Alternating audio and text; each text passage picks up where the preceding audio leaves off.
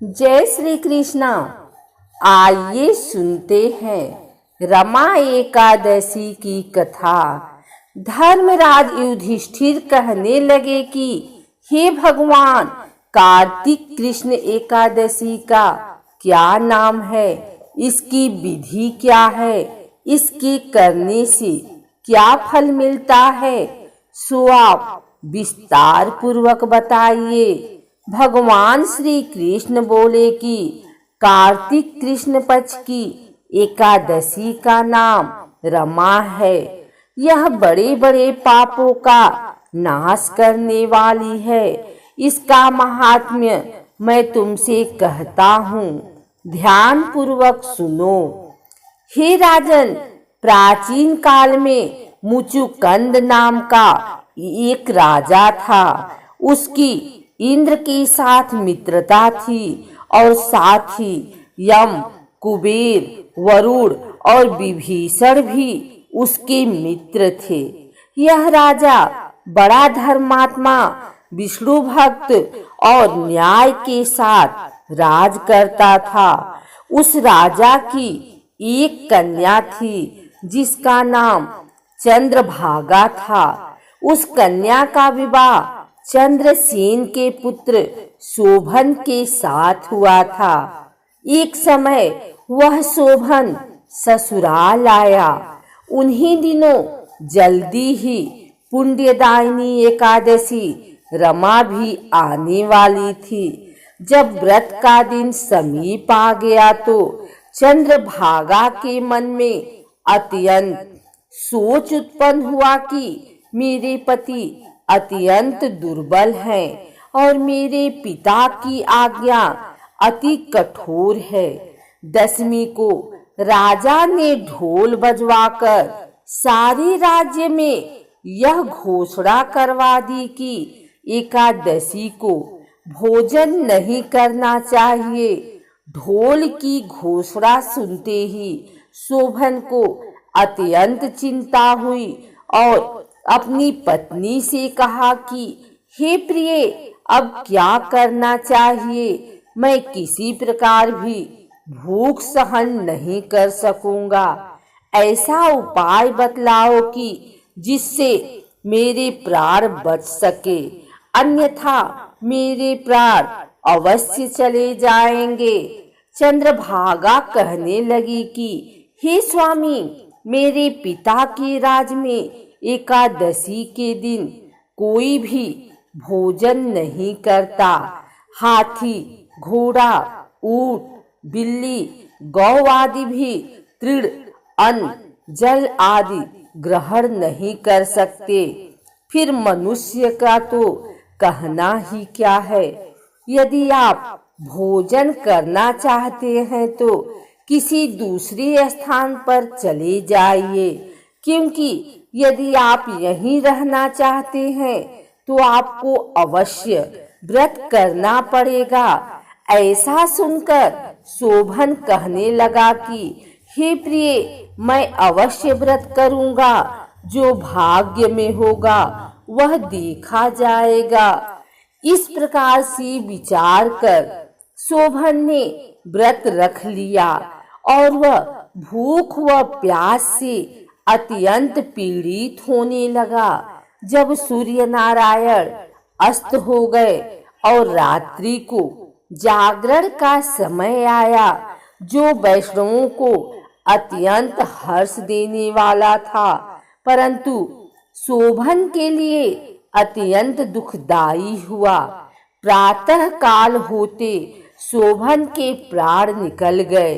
तब राजा ने सुगंधित काष्ठ से उसका दाह संस्कार करवाया, परंतु चंद्रभागा ने अपने पिता की आज्ञा से अपने शरीर को दग्ध नहीं किया और शोभन की अंत्येष्टि क्रिया के बाद अपने पिता के घर में ही रहने लगी।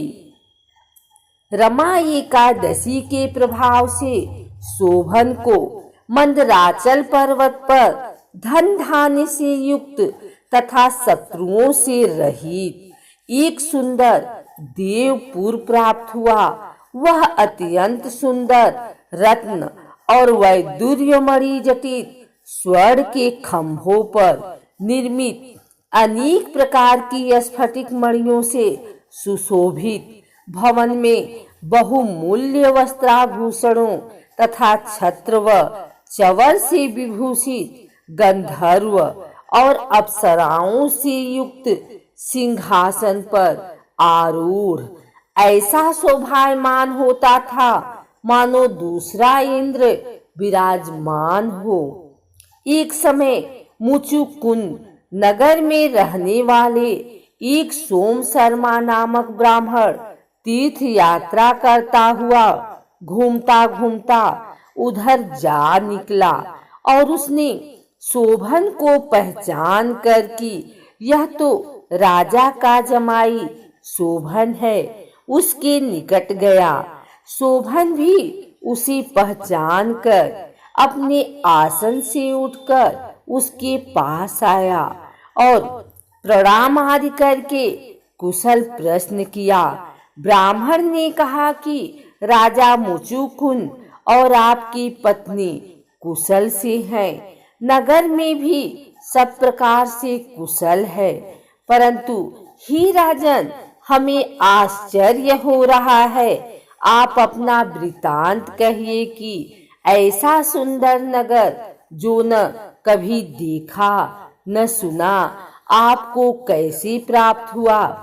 तब शोभन बोला कि कार्तिक कृष्ण की रमा एकादशी का व्रत करने से मुझे यह नगर प्राप्त हुआ, परंतु यह अस्थिर है, यह स्थिर हो जाए ऐसा उपाय कीजिए।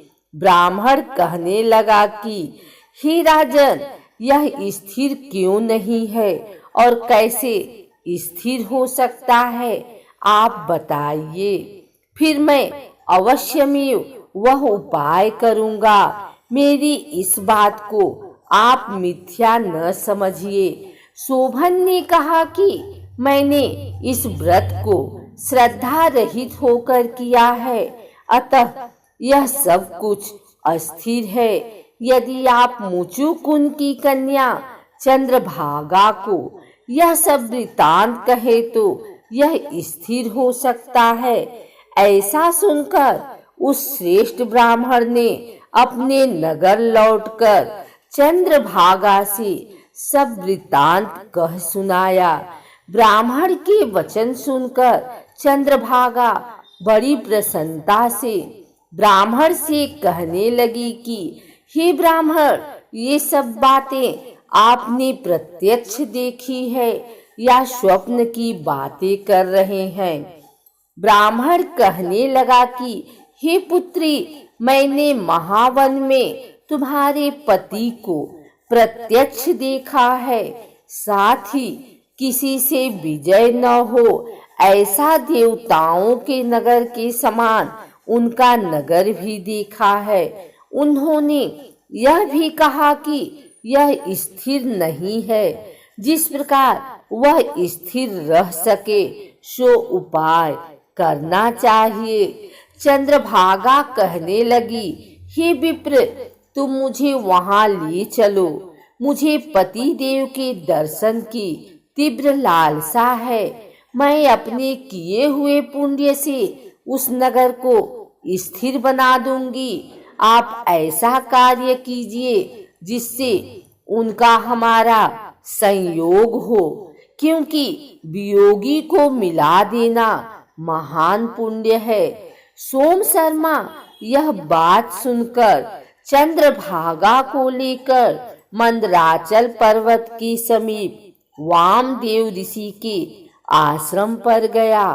वामदेव ने सारी बात सुनकर वेद मंत्रों के उच्चारण से चंद्रभागा का अभिषेक कर दिया। तब ऋषि के मंत्र के प्रभाव और एकादशी के व्रत से चंद्रभागा का शरीर दिव्य हो गया और वह दिव्य गति को प्राप्त हुई। इसके बाद बड़ी प्रसन्नता के साथ अपने पति के निकट गई। अपनी प्रिय पत्नी को आते देखकर शोभन अति प्रसन्न हुआ और उसे बुलाकर अपनी बाईं तरफ बिठा लिया।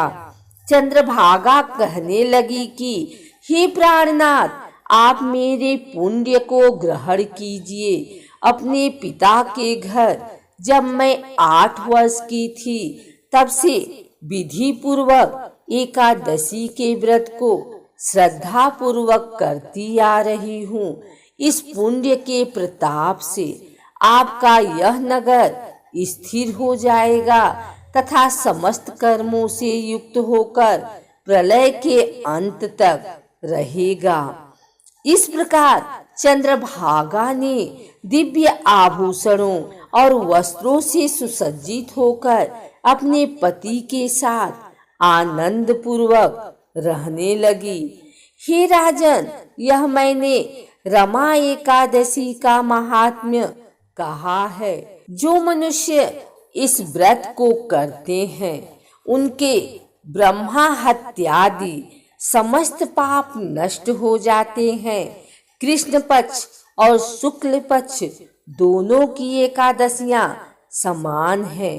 इनमें कोई भेदभाव नहीं है, दोनों समान फल देती हैं।